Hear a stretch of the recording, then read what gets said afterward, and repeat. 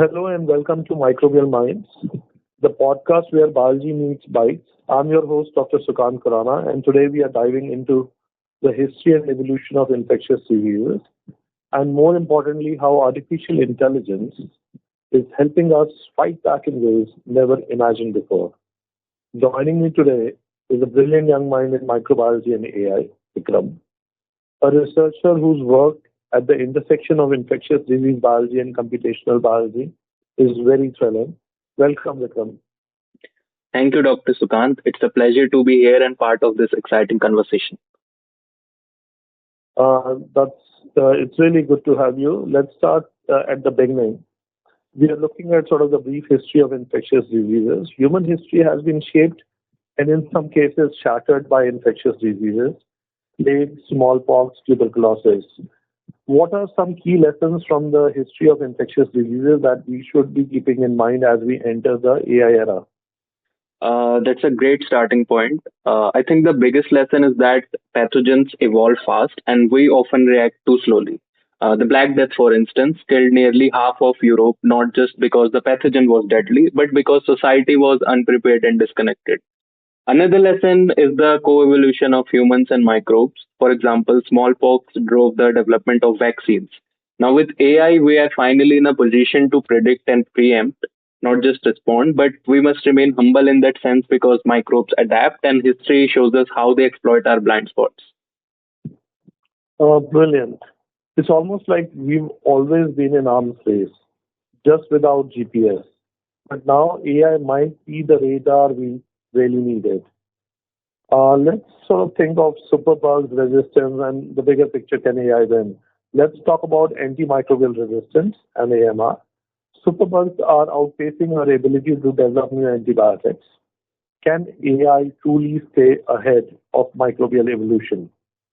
The short answer for that would be yes, it can, but only if used smartly. So traditional drug discovery is painfully slow, sometimes taking over a decade, but AI models can scan billions of molecules, simulate their interactions, and identify potential antibiotic in weeks. So take DeepMind's AlphaFold, and while it wasn't built specifically for antibiotics, its impact on protein structure prediction means we can now better understand resistance mechanism at the molecular level and even design inhibitors that sidestep resistance pathways. And that being said, AI is only as good as the data we feed it. If we don't track evolving resistance patterns globally, we risk training AI on outdated battlefields. So AI is our sword, but real-time data is the hand that wields it. I like that. Let's think of zoonosis and predicting sort of the next spillover. Zoonotic diseases, Ebola, SARS, COVID-19 have changed the way we think about global health. Can AI help us predict the next spillover before it happens?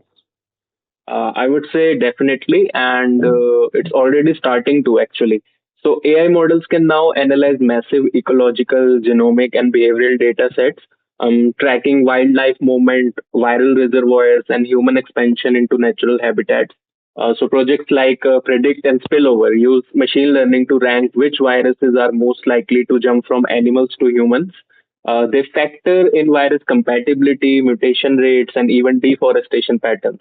But I think the major challenge here is implementation. So surveillance in remote regions, ethical data collection, and political cooperation. AI can just give us a foresight, but it can't force us to act. Well, that's a kicker. Foresight without action is just science fiction. We've got to bridge that last mile. Let's sort of look into real-time outbreak mapping with AI.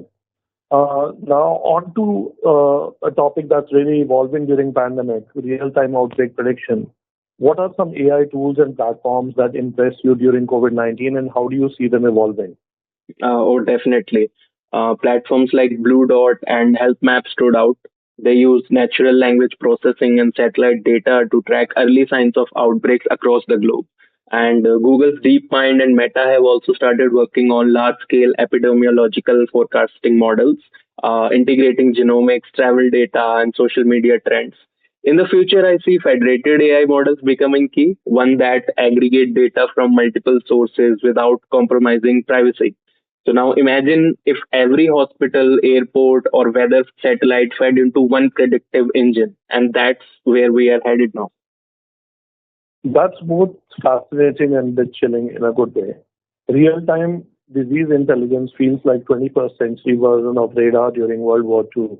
Let's look at sort of CRISPR, phages, and AI-designed antimicrobials, sort of the future. Let's end sort of with a futuristic but very real possibility.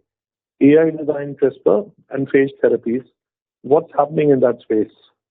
That is just so exciting. So CRISPR, originally a bacterial immune system, is now being reverse engineered with AI to target specific genes in pathogens, even those responsible for resistance. Meanwhile, phage therapy is also being revived. AI helps match the right phage to the right bacteria, designing phage cocktails that can evolve alongside the bacteria they target. And companies like Phagomed and Locus Biosciences are using AI to customize phage genomes and delivery systems. And we are potentially looking at a future where every infection gets a precision, possibly even get a personalized treatment. That's really very good.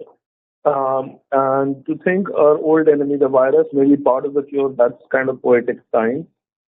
Bikram, thank you for this absolutely illuminating conversation. You've taken us from ancient plagues to CRISPR guided missiles. Any final thoughts for young researchers listening today?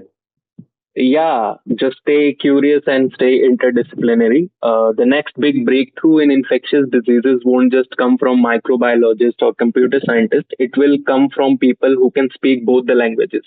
And I think that is the beauty of science. It does not bar you from expressing yourself. And if you are passionate enough, you will always find a way to contribute to it. Couldn't have said it better. This is Microbial Minds. I'm Sukant Khurana. We'll see you in the next episode. Thank you and bye bye.